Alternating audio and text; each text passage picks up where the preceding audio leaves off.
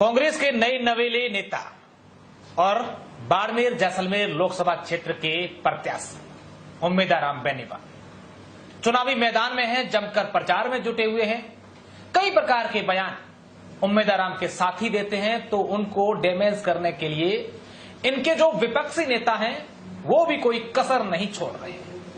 आज उम्मीदवार जी से खुलकर बातें करेंगे। उम्मीद करते हैं कि उम्मीदवार जी हर सवाल का जवाब देंगे और बताएंगे कि इस बार उस लोकसभा क्षेत्र में लोगों के पास कैसे पहुंच रहे हैं, जिस लोकसभा क्षेत्र को लेकर यह कहा जाता रहा है कि यहां के लोग पानी के लिए तरसते हैं। यहां के लोग दोहरे पार कर कोसों दूर सर पे मटका लेकर के अपने बच्चों को पिलाने के लिए पानी ले आते हैं। यहां आज भी गरीबों के घर आवास नहीं बनते हैं, वहीं आवास के ऊपर कई प्रकार के आरोप लगते हैं। ये वही लोकसभा क्षेत्र है जहां पर देश की बड़ी रिफाइनरी बन रही है, लेकिन यहां के युवा उस रिफाइनरी में काम करने वाले अधिकारियों की गाड़ी चलाते हैं, आगे की सीट पर बैठते हैं। स्वागत है उम्मीदवार जी आपका द खटक में। धन्यवाद, आपका भी बहुत बहुत स्वागत है। कैसा चल रहा है प्रचार उम्मीद जी? एकदम बढ़िया चल रहा है, बहुत बढ़िया। आज कहाँ दौरे थे, किस तरीके से करके आए? आज सबसे पहले तो शिकारपुरा का दौरा था। पूज्य बाबू जी दयाराम जी के दर्शन लाभ लिए, उनसे आशीर्वाद लिया और उसके बाद में शिव का प्रोग्राम था और शिव अभी प्रोग्राम करके आए अभी बाड़मेर। क्या रेस्पॉन्स मिल रहा है? लोग किस तरीके से आपसे मिल रहे हैं, कह रहे हैं, क्या कह रहे हैं? लोगों में जबरदस्त उत्साह है, जोश है, एक नई उम्मीद है और बदलाव की उम्मीद है। क्या बदलाव चाहते हैं? 10 साल का बदलाव? देखिए, पिछले 10 साल से कांग्रेस के लिए निराशाजनक रहा, अपनी सीट नहीं जीता पाई और पिछले 10 साल का कार्यकाल है वो भी निराशाजनक रहा बीजेपी का। इसलिए लोगों में उत्साह है कि इस बार कांग्रेस पार्टी के उम्मीदवार को भारी मतों से जीता के भेजना है। उमेश जी, हमारी टीम ने आपके बारे में रिसर्च किया है, तमाम सवाल आपसे हम पूछेंगे, उनके जवाब भी जानेंगे। सबसे पहले शुरुआत आपके प्रारंभिक जीवन की करते हैं। सन 1994-95 12वीं क्लास में पढ़ने वाला उम्मीदवार बेनीवाल बस में बैठ करके जैसलमेर में एक रेलवे की भर्ती निकलती है। वहां जाते हैं, वहां से निराशा हाथ लगती है, फिर शिव बस में उतरते हैं, फिर अपने घर जाते हैं और उसके बाद फिर शुरुआत होती है दिल्ली पुलिस। बिल्कुल ऐसा ही था, रेलवे की नहीं, आर्मी की भर्ती आर्मी की भर्ती के लिए जैसलमेर जा रहे थे। और बीच में शिव के पास गए तो किसी ने बताया कि वो भर्ती तो हो गई, तो शिव से ही वापस आ गए थे बाड़मेर आया तो किसी दोस्त ने बताया, अपने मिलने वाले पड़ोस के जो टीकमाराम जी है वो सर्विस करते थे पुलिस में, हमारे पड़ोसी है, उन्होंने बताया कि छोरा कट जा रहा है, कट भर्ती आवड़ी है अपने बाड़मेर में, तो कंगी भर्ती है, तो क्या अपनी दिल्ली पुलिस की भर्ती आवड़ी। हमने तो सोचा ही नहीं था दिल्ली पुलिस की भर्ती क्या होती है। वहाँ गए और वहाँ रामनिवास जी मिर्दा ने सहयोग किया। हाँ, उस समय हमारे एमपी साहब थे रामनिवास जी मिर्दा साहब, उन्होंने यहाँ भर्ती लेके आए थे बाड़मेर जैसलमेर के लिए स्पेशली कि मैं यहाँ का एमपी हूँ और यहाँ के लोगों के लिए कुछ फायदा हो, इसलिए दिल्ली पुलिस की भर्ती। एक भर्ती थी अलवर में 50 आदमी की, 50 की थी बाड़मेर में, 100 आदमी की यहाँ भर्ती थी और 50 की थी जैसलमेर में। फिर क्यों छोड़नी पड़ी उमेश जी को दिल्ली पुलिस की नौकरी? देखिए, दिल्ली पुलिस में नौकरी करते करते शुरू से ही इच्छा थी बड़ा अफसर बनने की, उसके लिए ट्राई की। नौकरी में रहते हुए ग्रेजुएशन किया यहीं बाड़मेर कॉलेज से, प्राइवेट महर्षि दयानंद सरस्वती विश्वविद्यालय से बीए किया और उसके बाद में कंपटीशन की तैयारी की, लेकिन वहाँ मन नहीं लगा, कोई सफलता हासिल नहीं हुई, इसलिए 2006 के अंदर नौकरी छोड़ दी।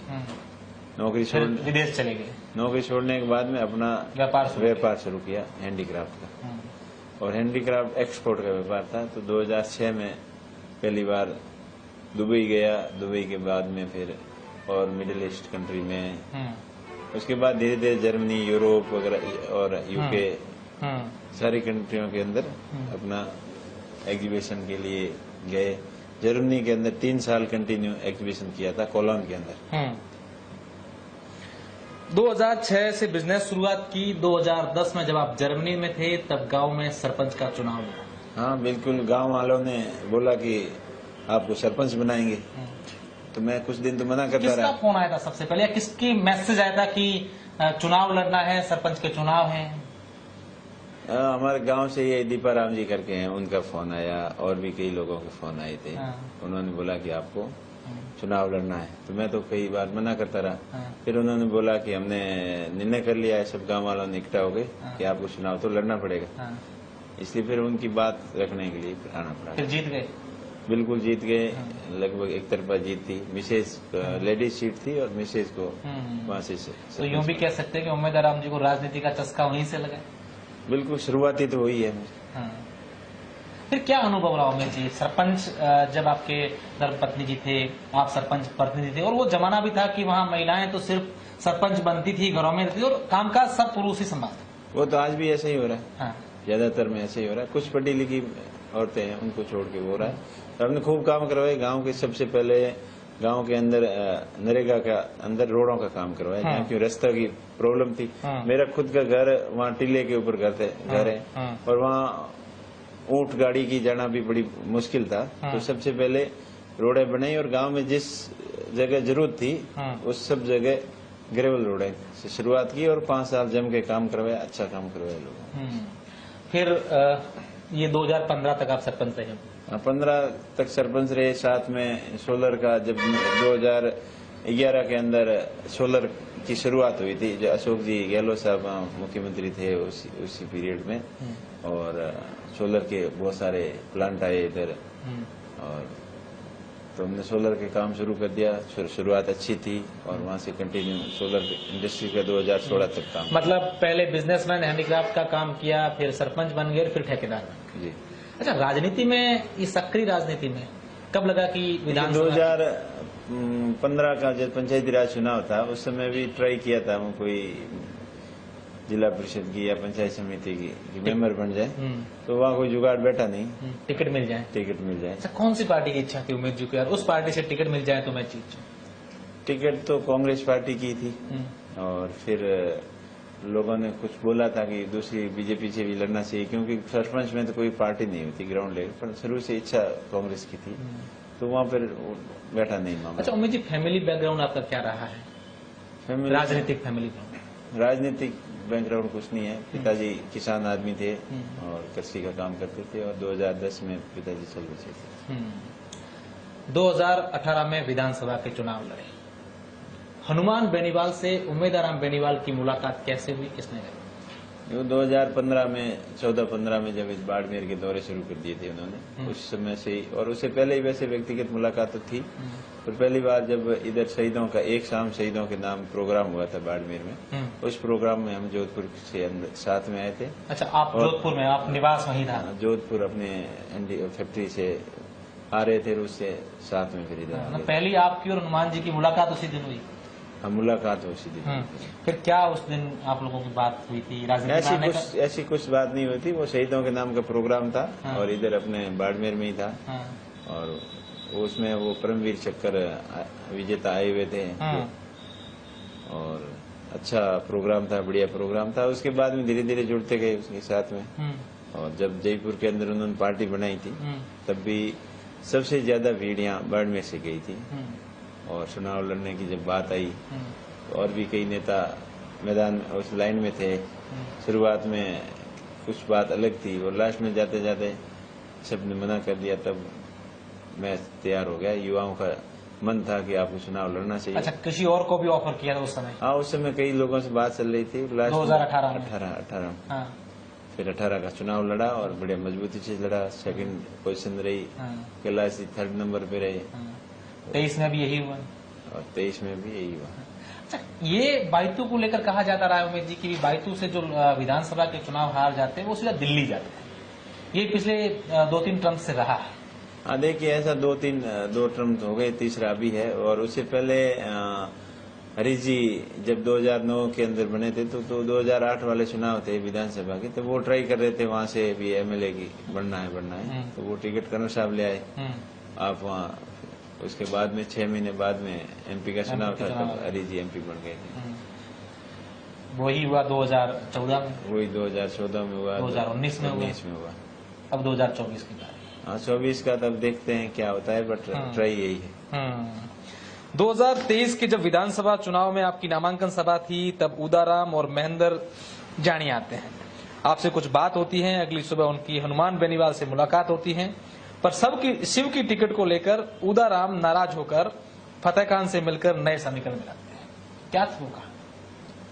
देखिए, उस समय तब चुनाव का टाइम होता है, हर कोई नेता इधर उधर अपनी टिकट से नाराज होके जाते हैं, आते हैं, रहते हैं। वो एक ट्राई की थी, उन्होंने भी टिकट मांगी थी, लेकिन बाद में दोनों के अंदर बातचीत बनी नहीं, फिर वो चुनाव नहीं लड़े। उसके बाद जालम सिंह आ गए, जालम सिंह को टिकट मिल गई, उन्होंने चुनाव लड़ा। अब क्या स्थिति है? जो नाराज थे, आरएलपी की आपकी टीम थी, तमाम टीम आपके साथ आ गई? नहीं, अब नाराजगी किसी की नहीं है, तो सभी एक है, एकजुट है। और अब इंडिया गठबंधन के तहत चुनाव गठबंधन के तहत लड़ रहे हैं। आरएलपी की नागौर सीट से हनुमान जी खुद चुनाव लड़ रहे हैं, और सीकर में वो कॉमरेड लड़ रहे हैं, और पूरे राजस्थान में जहाँ जहाँ आरएलपी का ज्यादा प्रभाव है, मजबूती के साथ मिलकर चुनाव लड़ रहे हैं। अच्छा, 2023 जब विधानसभा के चुनाव थे, आपके बयान तमाम अलग अलग प्रकार के आ रहे थे, वो सब ठीक हो गए? क्योंकि कई प्रकार के आरोप आपने भी लगाए थे और आपके जो प्रतिद्वंदी थी उन्होंने भी लगाए। देखिए, राजनीति के अंदर बयानबाजी तो सब होती रहती है, लेकिन हमने ऐसा कोई बयान नहीं दिया कि आप कोई आपस में आंख से आंख मिला के बात नहीं कर सके, एक जगह बैठ नहीं सके, आपसी भाईचारा खत्म नहीं हो, आपसी कोई ऐसी रंजिश द्वेष ऐसा कुछ नहीं था। वो पॉलिटिकल बयान। उम्मीदवार राम जी सबको माफ कर चुके हैं, वो भी उम्मीदवार राम जी को माफ कर चुके हैं। अब देखो, दोनों हाथ से ताली बजती है, एक से तो बजती नहीं। एक हाथ उन्होंने बढ़ाया, एक हाथ हमने बढ़ाया, मिलकर लड़ रहे हैं। और 2018 में हेमाराम चौधरी ने आपको कांग्रेस में लाने के प्रयास किए थे, सच्चाई है? बिल्कुल, बात की थी उन्होंने कि आपको आना चाहिए, पार्टी ज्वाइन करो कोई। तो हमारा उस समय मन नहीं था, इसी पार्टी में रह के हम आगे बढ़ेंगे। पर 5 साल कंटिन्यू प्रयास किया। पिछली बार 3 सीटें थी, इस बार पूरे राजस्थान के अंदर ऐसे ही समीकरण बने तो सीट एक ही जीत पाए। और वैसे पूरे राजस्थान की बात कुछ अलग होगी, लेकिन बाड़मेर, जैसलमेर, बालोतरा की जनता का पूरा हमने 2-3 महीने स्टडी की, तो सबका यही मन था कि आपको चुनाव तो लड़ना चाहिए, लेकिन नेशनल पार्टी से लड़ना चाहिए। और नेशनल पार्टी में फिर हम तो शुरू से इस पार्टी के साथ में जुड़े हुए थे, और इसी के साथ में। हाथ पकड़ाने में सबसे अहम भूमिका किसकी होगी? हाथ पकड़ाने में सबसे अहम भूमिका बैतू के 36 कौम के बुजुर्गों की, बाड़मेर जिले के लोगों की। बैतू से ये शुरुआत हुई, और पूरे बाड़मेर, बालोतरा, जैसलमेर के जो समाज के मौजूद व्यक्ति हैं, बुजुर्ग हैं, 36 कौम के लोग हैं, उनसे विचार विमर्श किया, और उनके सुझाव थे कि ये आपको करना चाहिए और सबके लिए बेटर होगा। तो उनके सुझाव के अनुसार ये शुरू किया, और उसके बाद में फिर हरीश जी, हेमाराम जी, रूपाराम जी, ये पद्माराम जी, अब्दुल शाह, ये भी बातें की जा रही थी कि सारे, मतलब ये साले मोहम्मद जी, सबसे विस्तृत चर्चा हुई। मानवेंद्र सिंह जी से भी हुई, कर्नल साहब से भी बात हुई, और ये निधिल जी प्रत्याशी लड़े हैं, सुनील जी है, फतेह खान जी है, सबसे डिटेल विस्तृत चर्चा होने के बाद में ये निर्णय लिया गया। बातें तो ये भी हैं कि उम्मीदवार राम को 2023 और 24 में बीजेपी वालों ने भी प्रयास किया, और उम्मीदवार राम ने भी बीजेपी में जाने का प्रयास। इसमें क्या है, ऐसा कुछ हुआ था क्या? बातचीत तो जरूर हुई, लेकिन वो बात आगे बढ़ नहीं पाई, और वैसे हमारा उधर जाने का मन ही कम था। कांग्रेस ज्वाइन करने के बाद आपने कभी भी हनुमान बेनीवाल को लेकर कोई ऐसा बयान नहीं दिया? उनको लेकर उनका बात हमेशा आपकी जो है वो उनके प्रति सम्मान झलकता है। आज भी सम्मान आपके लिए सम्मानीय? देखिए, व्यक्तिगत रूप से हनुमान जी हमारे सम्मानीय थे, सम्मान्य है, और आदरणीय रहेंगे आगे भी। लेकिन अभी राजनीतिक रूप से पार्टी ज्वाइन कर दिया, तो अब तो पार्टी की रीति नीति और विचारधारा के अनुसार ही चलना पड़ेगा, और चलना ही चाहिए। क्योंकि मैं जब तक जहाँ भी रहा हूँ, ईमानदारी के साथ में रहा हूँ, और पूरा 100% कॉन्फिडेंस के साथ, अगले को विश्वास के साथ। और जो अभी इनके साथ में, उनके साथ में थे तो विश्वास के साथ, और यहाँ भी हैं तो 100% विश्वास के साथ। अगर आगे क्या होता है, क्या नहीं होता है, वो भगवान करे, सब अच्छा ही होगा। अच्छा, एक उम्मीद जी ये भी बात है कि हरीश चौधरी ने बैतू में जब 2023 के चुनाव लड़े तो उम्मीदवार राम जी की जबरदस्त फाइट हुई, महज 900 वोटों से उम्मीदवार राम जी की हार हुई। अब हरीश चौधरी चाहते हैं कि मेरे सामने अगले विधानसभा चुनाव में कोई आए नहीं, इसलिए उनको यहाँ ले आओ, और लोकसभा चुनाव में बड़ा क्षेत्र है, उम्मीदवार राम जी को लेकर कई प्रकार की बातें की जाती हैं। ऐसा कुछ है क्या? ये वो तो करना नहीं करना, आए नहीं आए, उम्मीदवार हम नहीं आए तो कोई और भी आ सकता है, ऐसा कुछ नहीं है। ये राजनीतिक मोहरा आपको बनाया जा रहा है, इसमें क्या है? ऐसी राजनीतिक मोहरे वाली बात नहीं है। ये सभी एक दूसरे की अंडरस्टैंडिंग है और सोच समझ कर निर्णय लिया गया है, जनता की भावना के अनुसार निर्णय लिया गया है। ऐसा कुछ नहीं है कि फ्यूचर में क्या होगा क्या नहीं होगा, ये तो फ्यूचर ही बताएगा। पर अभी वर्तमान स्थिति में सब कुछ ठीक है, सबके लिए अच्छा है।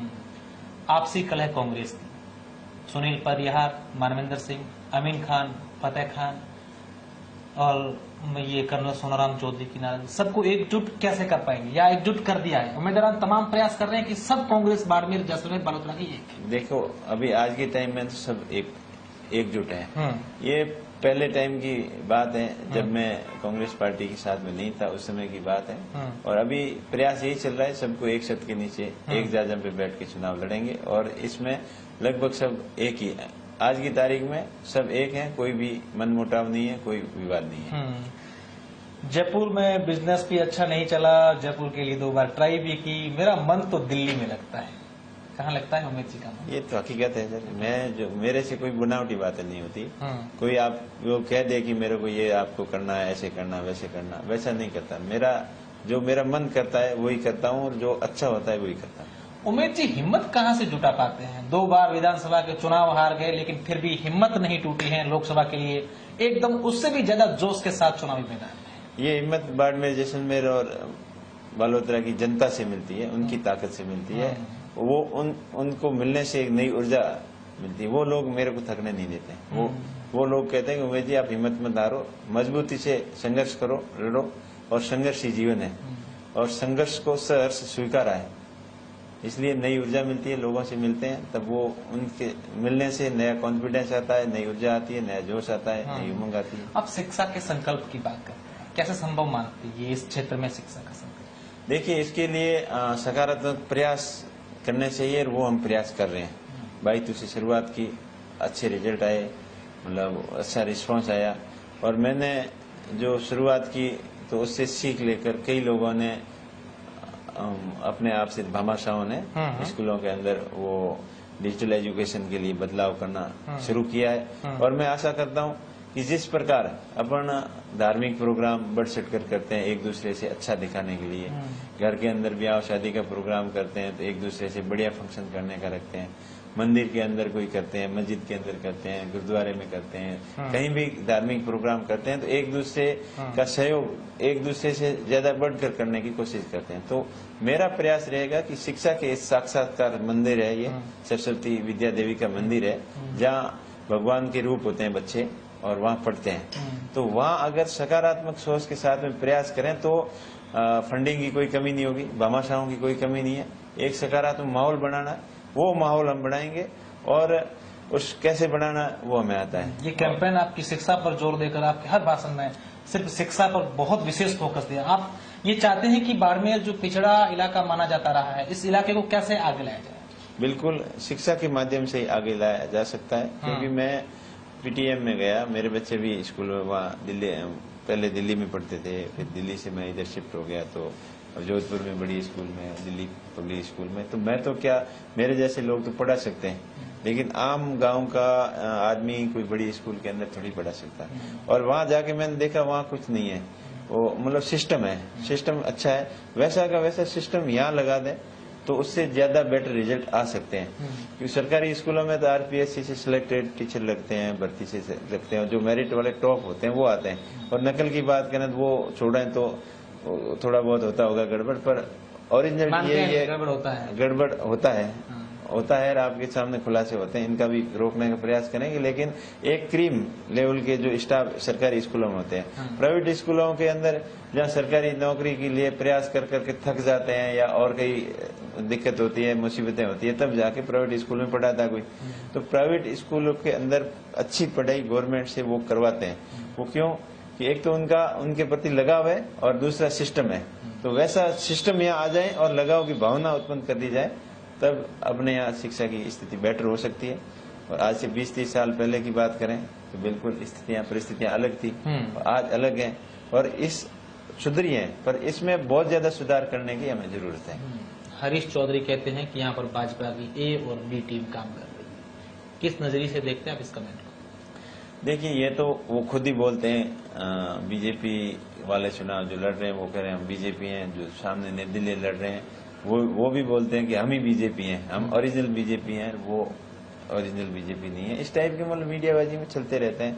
अब सच्चाई कितनी है कितनी नहीं है ये तो अब आप लोगों से कोई छुपी नहीं है। रविंद्र सिंह निर्दलीय के तौर पर चुनावी मैदान में, उनके भाषण में लाठा रहा 36 को हमारे साथ है, क्या देखते हैं आप? देखिए, प्रयास सबको करते हैं, करने भी चाहिए। वो हमारा छोटा भाई ये प्रयास कर रहा है, लेकिन जो खाली हवाई में और हकीकत में जमीन आसमान का फर्क होता है। निर्दलीय चुनाव उन्होंने जीता शिव से, वो परिस्थितियां अलग थी, पंचकोणीय मुकाबला था और कुछ जाति के समीकरण भी ऐसे बैठ गए थे और कुछ शॉर्ट टाइम के लिए लोग भावनाओं में भी बह जाते हैं, हावले में भी बह जाते हैं। लेकिन ये बहुत बड़ा क्षेत्र है और इसमें वो वाले समीकरण चलने वाले नहीं है। इसकी परिस्थितियां अलग है और हम तो हमारा कहेंगे, बाकी क्या कर रहे हैं क्या नहीं कर रहे हैं, हम तो इतना ही कहेंगे कांग्रेस पार्टी मजबूती से चुनाव लड़ेगी। कांग्रेस के पार्टी के हर जगह हर बूथ पे कार्यकर्ताओं की बहुत बड़ी फौज है, टीम है और टीम वर्क के साथ मिलकर चुनाव लड़ेंगे और चुनाव जीतेंगे। कांग्रेस के बात करें तो आपके 8 जो विधानसभा लोकसभा क्षेत्र में आती, तमाम जो विधानसभाओं के नेता हैं, हर आपकी सभा में एक साथ नजर आते, पूरी ऊर्जा के साथ आ रहे। ये चीज भाजपा में देखने को नहीं मिल रही है। उम्मीदवार राम बेनीवाल अपनी टक्कर किससे मान रहे हैं? ये टक्कर का तब जनता तय कर देगी अपने। 26 तारीख को वोट आएंगे, रिजल्ट आएगा, तब आपको अपने आप पता चलेगा। लेकिन फिलहाल स्थिति एक तरफा बनी हुई है, कांग्रेस के पक्ष में है। कांग्रेस के वोट और वो दोनों के मिला के दोनों कम रहेंगे और कांग्रेस के ज्यादा रहेंगे। आज की स्थिति ये है। पिछले 2-3 दिन की बात करें बाड़मेर, बालोतरा, जैसलमेर विधानसभा क्षेत्र की, तो कभी काले झंडे, कभी ऊंट का बयान, कभी ये बातें, कभी वो बातें। लगता नहीं है कि ये सब चीजें इस समय नहीं होनी चाहिए? जो कर रहे हैं उनको आप क्या कहेंगे? देखिए, कुछ शरारती तत्व होते हैं, वो ऐसी बातों को हवा देने की कोशिश करते हैं, माहौल खराब करने की कोशिश करते हैं। और वैसे बयानबाजी कोई न चाहते हुए, कोई इंटेंशन नहीं होते हुए भी कोई बात कही जाती है तो उसको फालतू में तूल देने की जरूरत नहीं है। मैं तो बाड़मेर, बालोतरा, जैसलमेर की जनता से यही कहना चाहूंगा कि चुनाव का माहौल है, सब शांति बनाए रखें, आपसी भाईचारा कायम रखें। और हम सदियों से एक साथ रहते आए हैं और आगे भी रहना ही है, साथ में ही है। लेकिन जब जब चुनाव आते हैं उसी टाइम ये आपसी विवाद होते हैं, जातिवाद के ऊपर हो, चाहे सांप्रदायिकता का हो, चाहे और भी किसी तरीके के विवाद हो, या कोई SC ST के भाई के प्रति वीडियो बना के डाल दिया हो, चाहे गाली गलौज का डाल दिया हो, ये चुनावी हथकंडे हैं। मैं बाड़मेर, जैसलमेर, बालोतरा की जनता से कहना चाहूंगा और हाथ जोड़ के अपील करना चाहूंगा कि इस हथकंडों की तरफ ध्यान नहीं दें और सच्चाई और अच्छाई का साथ दें और अपने मन से उम्मीदवार को चुनें। आपने एक मीडिया बाइट में कहा कि रविंद्र सिंह अच्छे हैं, पीठ पीछे चुरा नहीं घोंपते, और रविंद्र सिंह ने भी आपकी एक सभा में खुलकर प्रशंसा की थी। देखिए, चुनाव हमेशा सिद्धांतों से लड़ने चाहिए, आर पार की लड़ाई आमने सामने की होनी चाहिए और उस तरीके से अच्छे लेवल से स्टैंडर्ड आदमी का अच्छा होना चाहिए, उसके हिसाब से चुनाव लड़ने चाहिए और आमने सामने की फाइट और ईमानदारी से और मुद्दों के ऊपर लड़ते हैं, कोई दिक्कत नहीं। फैसला जनता को करना है, जनता जो भी फैसला करती है वो सही करती है, सटीक करती है और जो करती है वो फैसला उम्मीदवार को सहर्ष स्वीकार करना। आज भी है वो स्थिति जो आप कह रहे थे कि पीठ पीछे पुरानी, सब ठीक चल रहा है बार बार? अब ठीक है, ऐसे कुछ शरारती तत्व गड़बड़ कर देते हैं तो मैं तो उनको यही कहना चाहूंगा, आगे से भाईचारा कायम रखें। चुनाव 1 महीने का है, साथ में बैठे हैं, आगे भी बैठना पड़ेगा, तो ऐसे कोई फालतू के पंगे करके आपसी विवाद न करें और आपसी भाईचारा खत्म नहीं करें। अच्छा उमेश जी, लोकसभा की जब आपने सोचा कि भी लोकसभा चुनाव लड़नी, उससे पहले चर्चा की होगी घर परिवार में, धर्मपत्नी जी ने कहा नहीं कि क्या बार बार चुनाव लड़ रहे हो, 2 बार तो हार गए? नहीं, ऐसा कुछ नहीं, वो बहुत समझदार मिली है धर्मपत्नी जी। हाँ। और जो भी है मेरा हर फैसले के अंदर सकारात्मक रूप रखती है और थोड़ी बहुत विचार विमर्श कर लेते हैं, लेकिन वो मेरे फैसले से कभी मना नहीं करती। जो भी आपने कर लिया वो ठीक है। इस हनुमान के लिए हरीश चौधरी राम बनकर तैयार? देखिए, आगे आने वाले समय में सारी स्थितियां बहुत अच्छी होगी, बढ़िया होगी। आने वाला समय सबके लिए बढ़िया होगा। अच्छा, एक ये भी कल परसों की बात है, आपका एक पोस्टर सोशल मीडिया पर वायरल हुआ जिसमें लिखा रहा था कि उम्मीदवार की नामांकन सभा है और उस सभा में जो है कुछ नाम लिखे, अशोक गहलोत का नाम उसमें नहीं लिखा, फोटो नहीं था, हरीश चौधरी का नामांकन सभा में नाम नहीं था। फिर कई प्रकार की चर्चाएं सोशल मीडिया पर हुई। आखिरकार आपकी ओर से एक नया पोस्टर जारी करना पड़ा और आपकी सोशल मीडिया टीम की ओर से कहा गया कि वो फर्जी पोस्टर था। नहीं, हमारा तो पोस्टर जो था वो पहले का ओरिजिनल पोस्टर जो चल रहे वही थे। और ये तो अपना मन से कोई किसी कार्यकर्ता के मन में ये अच्छा नहीं लगे उसका फोटो लगाया नहीं लगाया, वो तो उनकी लेवल की बात है। और हो सकता है वो ऐसे ही किसी ने क्रॉप करके भी बना दिया, उसका कोई पता नहीं। सच्चाई यही थी कि हमारे लिए सब नेता सम्माननीय है और सबको बराबर जगह। तो ऐसे चीजों से आम लोगों को बचना चाहिए। बिल्कुल, अफवाहों से बचना चाहिए। मैंने कहा चुनाव की समय में कई तरह की अफवाहें होगी, कोई जातिवाद की होगी, कोई किसी वर्ड को लेके होगी, कोई किसी तरह की होगी, कोई अपशब्द की होगी। उन सब अफवाहों से बचना चाहिए। मैं तो सामने जो भी चुनाव लड़ रहे हैं दोनों से यही अपील करूंगा कि आप भी शांति बनाए रखें और जनता को भटकाने का प्रयास नहीं करें। जनता कुछ समझदार है और अपने मुद्दों की राजनीति करें और इधर उधर की आलतू फालतू की बातों में विश्वास न करें और समझदारी से सूझबूझ से काम लेते हुए सही और सटीक निर्णय लें। अशोक गहलोत आ रहे हैं आपकी नामांकन सभा में? बिल्कुल आ रहे हैं। अशोक गहलोत जी आ रहे हैं, डोटासरा जी आ रहे हैं, पायलट जी आ रहे हैं। हनुमान बेनीवाल जी से अभी कंफर्म नहीं हुआ है, आ सकते हैं। वो भी न्योता दिया है। हाँ। क्या उम्मीदवार बेनीवाल अब आगे आने वाले दिनों में तमाम वो प्रयास करेंगे जिससे राजनीतिक वनवास आपका खत्म हो जाएगा और आप दिल्ली चले जाएंगे? बिल्कुल मजबूती से चुनाव लड़ेंगे। और हमारे जो बीजेपी ने पिछले 10 साल बाड़मेर जैसलमेर बालोतरा की जनता के लिए निराशाजनक रहे हैं, इन्हीं मुद्दों के ऊपर चुनाव लड़ेंगे। पिछली बार तो फर्स्ट 5 साल सुना तो कह रहे हैं कि 5 साल बहुत कम होते हैं, हमें टाइम चाहिए, लेकिन जनता ने 10 साल टाइम देख लिया। लेकिन बाड़मेर जैसलमेर को जो उम्मीद थी वो उम्मीदें पूरी नहीं हुई और विशेषकर यहाँ का किसान परेशान है। कृषि फसल बीमा का हो, चाहे आय दुगनी का मामला हो, नए कनेक्शन देने हो किसानों को, नहर से नहर जोड़ने का मामला हो, नहरों के अंदर पानी बढ़ाने का मामला हो किसानों के लिए, और कई तरीके की मंडी की फैसिलिटी है, एमएसपी की है, उन सभी मुद्दों पर केंद्र सरकार विफल रही है। इसलिए बाड़मेर जैसलमेर का आम आदमी, आम किसान परेशान है, युवा बेरोजगार हैं, वो परेशान है। युवाओं को बहुत बड़ी उम्मीद थी कि सेंटर 2 करोड़ भर्तियां निकालेगा, भर्तियां करेगा, और वो भर्तियां हो नहीं पाई। इसलिए युवा भी बहुत ज्यादा बेरोजगार हैं और उनके एजुकेशन सिस्टम में जो अपने एजुकेशन की बात कर रहे हैं तो कॉलेज की फैसिलिटी हो गया, देख लो हर जगह मतलब विफलता ही मिली है। चाहे केंद्र का मामला हो चाहे राज्य का हो, एक दूसरे के ऊपर डालते हैं, बट कोई सकारात्मक सुधार जो करना चाहिए था वो नहीं हो पाया। जितनी मोदी जी से उम्मीद थी वो उम्मीदें पूरी नहीं कर पाए। कुछ सवाल बचे हैं, ज्यादा समय आपका नहीं लेंगे। क्या चुनौती मानते हैं उम्मीदवार बेनीवाल? चुनावी समय अभी बाकी पड़ा है, लगभग 25-26 दिन का समय है। क्या लगता है कि कुछ बड़ा ऐसी चुनौती सामने नहीं आ जाए, ये नहीं कर लें वो लोग या ये लोग वो नहीं कर लें? आपको किस चीज का लगता है कि ये इस क्षेत्र में? देखो, जो होना है वो तो होगा ही रहेगा, पर मैं तो इतना ही कहूंगा जो होगा अच्छा होगा, कांग्रेस पार्टी के लिए अच्छा होगा और हमारे लिए भी अच्छा होगा। और आज की तारीख में तो सब कुछ अच्छा है, जनता का मन एक तरफा है और कांग्रेस पार्टी भारी मतों से जीतेगी। बाड़मेर जैसलमेर का लोकसभा चुनाव हमेशा से जातीय फैक्टर पर आधारित रहता है। पिछले लंबे समय से बात करें किस तरीके से तमाम जातीय फैक्टर को साधने की कोशिश उम्मीदवार बेनीवाल करेंगे और क्या उनका जो है वो प्लानिंग? देखो, हम तो जातिवादी की भावना में ज्यादा विश्वास रखते नहीं है। हम 36 कौम को साथ में लेके सबको साथ में लेके चुनाव लड़ेंगे। और बाकी रही जातिवादी की बात, ये तो आपने देखा होगा पूरे इंडिया में यही चल रहा है, चाहे साउथ में जाओ, चाहे यूपी बिहार में जाओ, चाहे पंजाब में जाओ, चाहे अब राजस्थान में हो, चाहे गुजरात में हो, सब जगह चलता है जाति फैक्टर। पर हम उन जाति फैक्टर और उन मुद्दों से ऊपर उठकर विकास के मुद्दे पर, शिक्षा के मुद्दे पर, किसान के मुद्दे पर, जवान के मुद्दे पर चुनाव लड़ेंगे। बीजेपी दावा कर रही है कि 400 सीटें करेंगे, 400 सीटें पार जाएंगे। केंद्र सरकार में बाड़मेर जैसलमेर के लोगों के लिए उम्मीदवार बेनीवाल कैसे काम लेंगे? बिल्कुल, जनता का आशीर्वाद रहेगा तो काम लाएंगे। आपने देखा था पिछले बार राजस्थान में गठबंधन था, हनुमान जी का नागौर के लिए कौन से कम काम रहे। गठबंधन तोड़ने के बाद में भी टॉप में रहा। आपने सोशल मीडिया में सब जगह देखा होगा।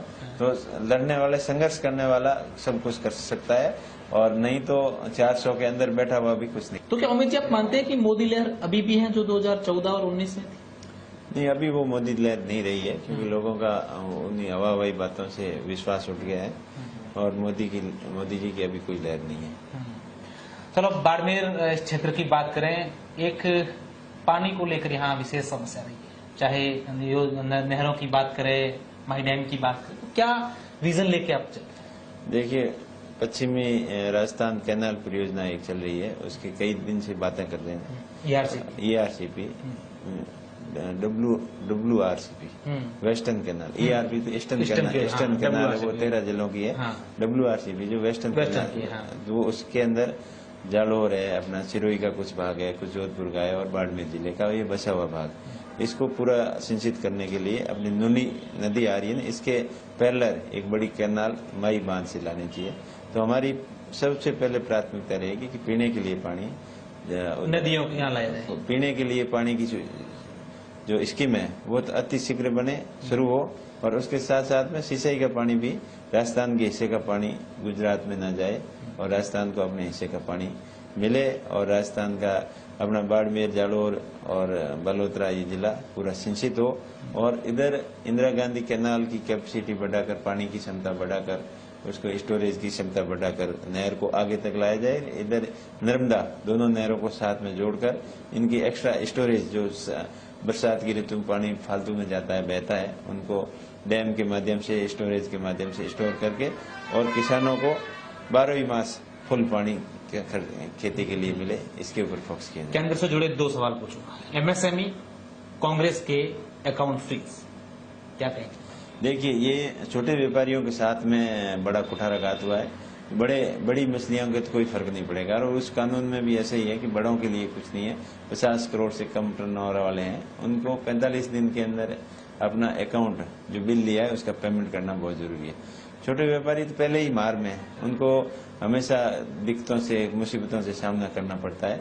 तो ये छोटे व्यापारियों को खत्म करने की नीति है सरकार की, और इसके ऊपर उनको सोचना चाहिए, और हमें सरकार, इधर जनता आशीर्वाद देती है, तो इस मुद्दे को मजबूती से रख के और इसमें समाधान कराने का पूरा प्रयास करेंगे। बाड़मेर के लिए विकास, बड़े प्रोजेक्ट। बाड़मेर के लिए बड़ा प्रोजेक्ट है जैसलमेर बाड़मेर भाबर रेल परियोजना, इसमें प्राथमिकता रहेगी हमारी।